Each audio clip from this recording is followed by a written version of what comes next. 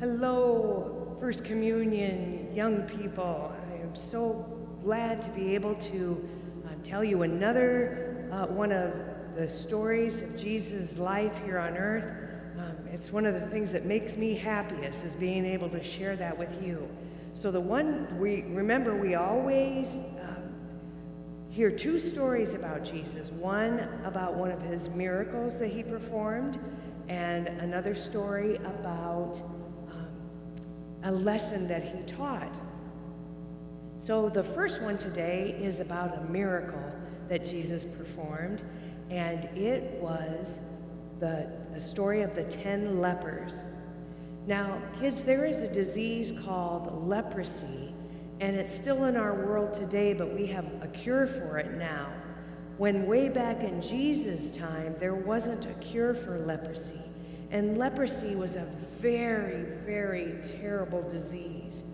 Have you ever fallen off your bike, or you went running on the sidewalk and you tripped and fell, and you've got a great big owie on your knee or on your elbows, and it's bloody and it hurts, it stings so bad, and mom or dad will put some lotion or some medication on it, and that stings too? Well, picture that really bad owie on your elbow or your knees, and picture them all over your body.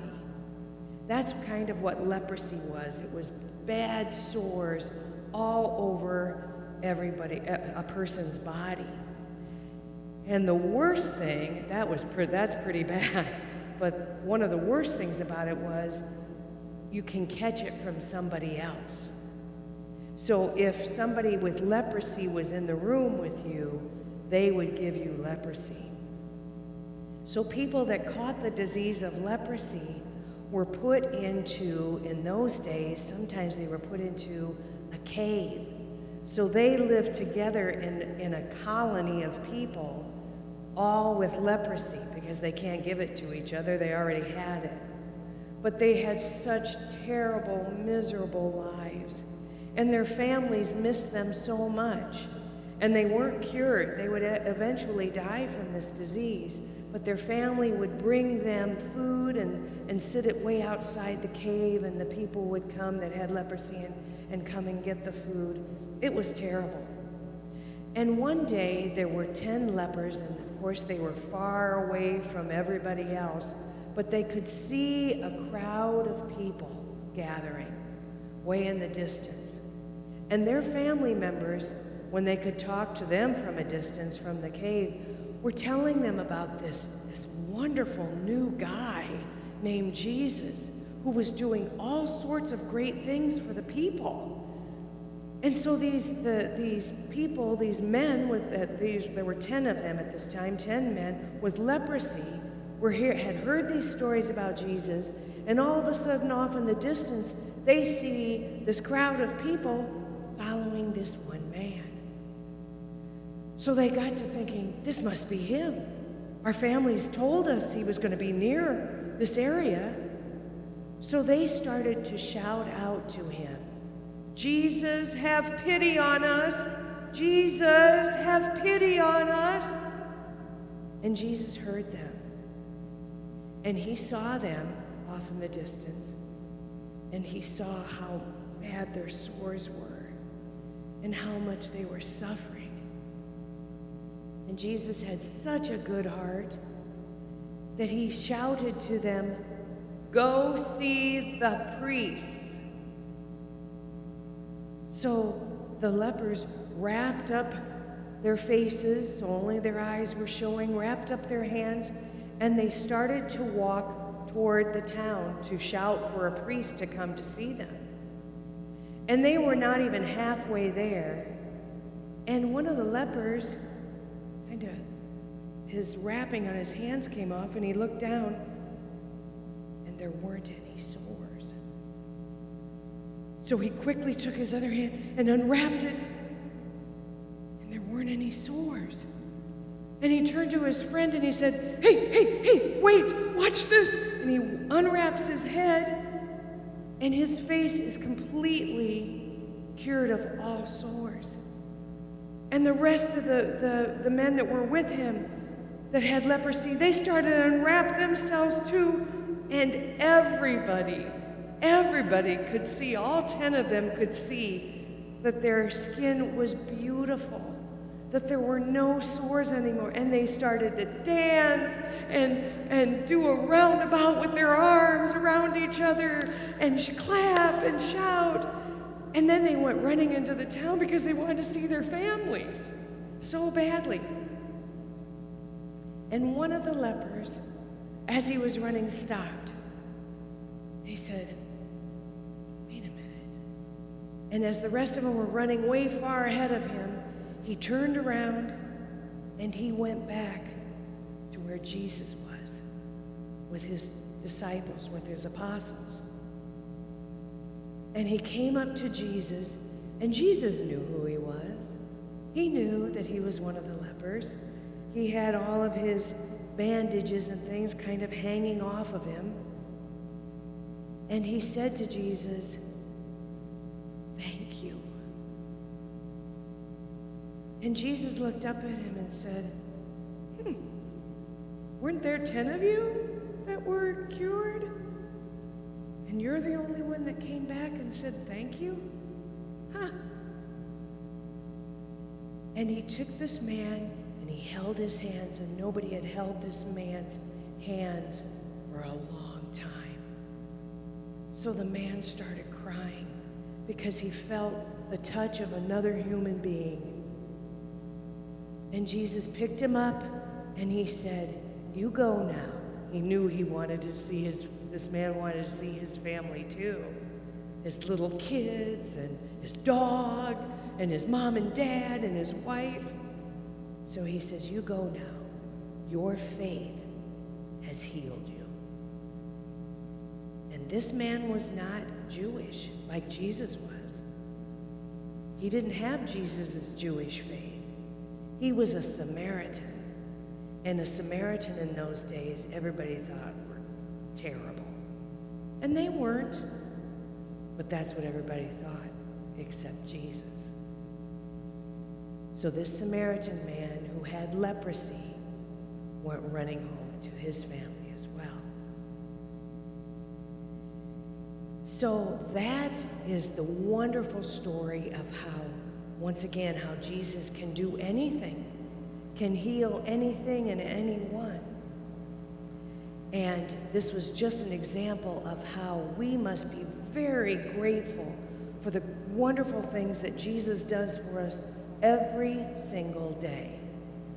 And how often do we go, that was such good macaroni and cheese. Thanks, Mom, for making, or Dad, making that macaroni and cheese for me. And thank you too, Jesus.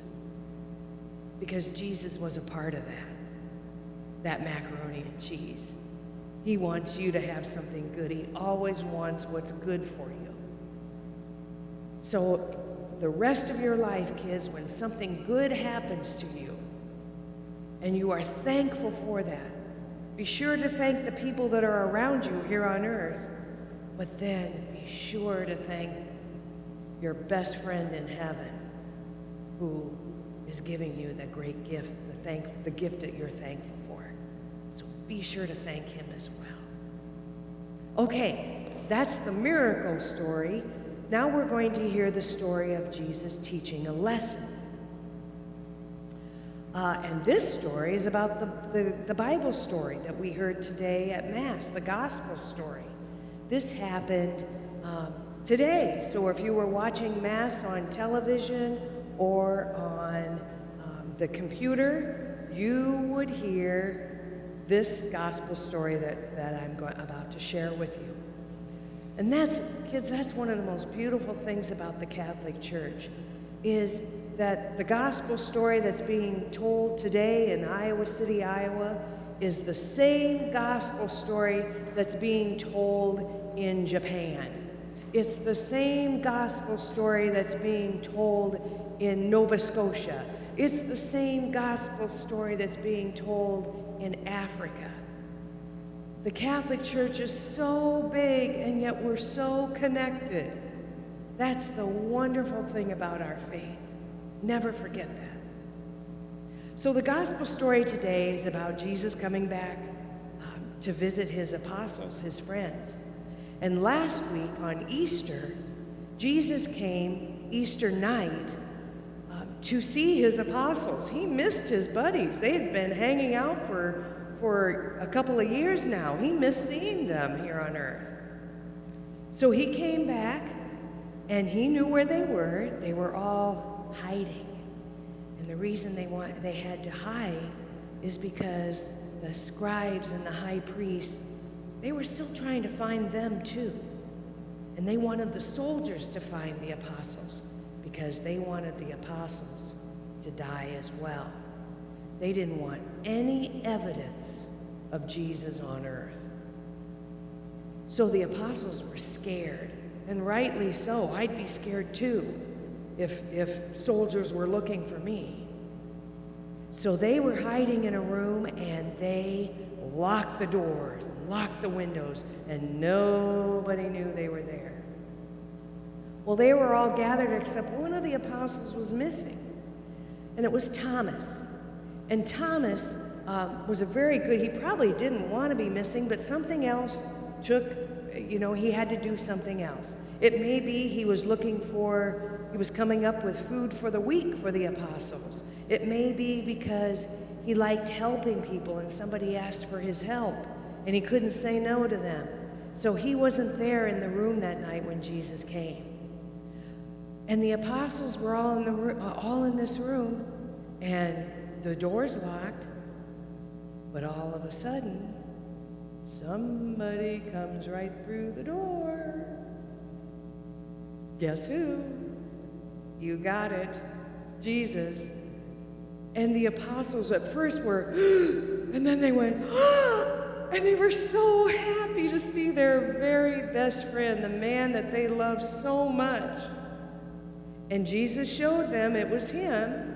He showed him his hands where he had his owies, his big owies, on both of his hands and his feet and on his side. And they were healing up, but they were still there. And the apostles, he sat down with them, they talked, he was there for, a couple hours, and then Jesus said he had to go. No, they didn't want him to go. They loved listening to him, they loved hearing him talk, they loved hearing about heaven. They were just so happy to be in his presence. But they knew he had to go. And Jesus left. The next week, which is today, the apostles were all gathered again together to celebrate a meal and just talk with themselves because they were still scared. Soldiers were still looking for him. The scribes and the high priest still wanted them. So they were all gathered again, doors locked, windows shut, locked, closed. And Thomas was here this time. Thomas was with his buddies. And the apostles had said earlier in the week to Thomas, they were so excited, they could hardly wait for Thomas to get there earlier in the week, because they said, "You're not going to believe who was here." And Thomas is like, "Go ahead, bring me your best shot." Who? And they said, "Jesus." And Thomas goes, "Yeah, right." And they go, No, really, we saw him. He sat down with us. In fact, he sat right there, Thomas. And Thomas said, come on, you guys. And they said, "What's wrong with you? We're telling you the truth. He was right here. Oh, he was so happy to see us, and we were so happy to see him." And finally, Thomas was getting a little perturbed. He thought his buddies were teasing him. Nobody likes to be teased. I don't like to be teased. Do you like to be teased? No. So Thomas didn't like being teased. And so he finally said, "Knock it off. Come on. I know I wasn't here last week. I had things I had to do. But don't try to make me feel bad by making up a story. I know Jesus wasn't here. If Jesus was really here, I want to see him, and I want to put my fingers in the sores on his hands and on his feet, and I want to put my fingers in the sore out of his side. That's when I'll believe he was here. So you guys knock it off. And the apostles go, okay, well, nothing we can do. You're not believing us. So they had gone on with their meal. So today, they're all back together. Thomas is there this time. They're having a nice meal together. They're still very quiet. They don't want to be found out. And all of a sudden, through that locked door, through windows closed, nobody can see in, right through the door comes, guess who? That's right, Jesus. And the apostles are so happy to see him again. And so they're all getting up and they're, doing the little happy dance. And Jesus got a big smile on his face. He's so happy to see them too. And then and here's Thomas off to the side looking like that. And Jesus, because he is such a nice man, he wasn't mad at Thomas. But he did go up to him and he said, Thomas, come here. And Thomas is like, oh, I'm going to be in trouble for this. And Jesus said, come here, Thomas. Here, come here. Go ahead and put your fingers in the sores on my hands. Go ahead. You can touch my feet. There's sores there too. And if you want, you can put your fingers, look right here. It's right there. Go ahead and put it in my side. And Thomas felt so bad. And Jesus said, Thomas, it's okay. This is a lesson for all of us. This is a lesson for everyone. You believed in me because you saw me. You saw my hands and my feet and my side. And you saw me come through the door. But blessed are those people who have never seen me and still believe in me. Guess who he's talking about? He's talking about us. I haven't seen Jesus yet in person. We all will someday, hopefully. So we haven't seen Jesus yet. And Jesus is talking about us. Blessed are those people who haven't seen me yet, but still believe in me. That is so awesome. And Thomas got down on his hands and knees in front of Jesus and said, my Lord and my God. Because he did believe in Jesus. I think that's a great story to be said right now, just because of the things that are happening in our world right now. I have a mom who is in a retirement home, and she is very, very sad because their doors are locked to visitors. So I can't come in and see her right now because of this disease that's going around, this virus that's going around. You probably can't go and see your grandmas and grandpas right now. The doors are locked for you. But guess who can get in? Guess who can get in and there's no locked door ever for him? That's right, Jesus. So the next time you talk to mom or grandma or grandpa or a cousin or somebody on the phone, or maybe you're talking to them on the computer, I want you to be sure to say to them so that they remember this, because sometimes we forget. Say, I can't be with you, Grandma, right now. I can't be with you, Grandpa, right now. But I know somebody who can. There's no locked door for him, and that's Jesus. So I'm sending him, Grandma and Grandpa, to your house. And he's going to go inside and he's going to be with you until I can be with you and give you a hug. And that will make Grandma and Grandpa or your cousins or whoever you can't see right now, that's going to make them feel a lot better. I promise you. So that's the lesson Jesus taught. And the first one was the miracle that Jesus performed. And those are the two I want you to remember today, and maybe pass on these stories to somebody else so the stories can be shared throughout the community of First Communion kids. That would be wonderful. All right. I can't wait to see you again real soon. In the meantime, be safe.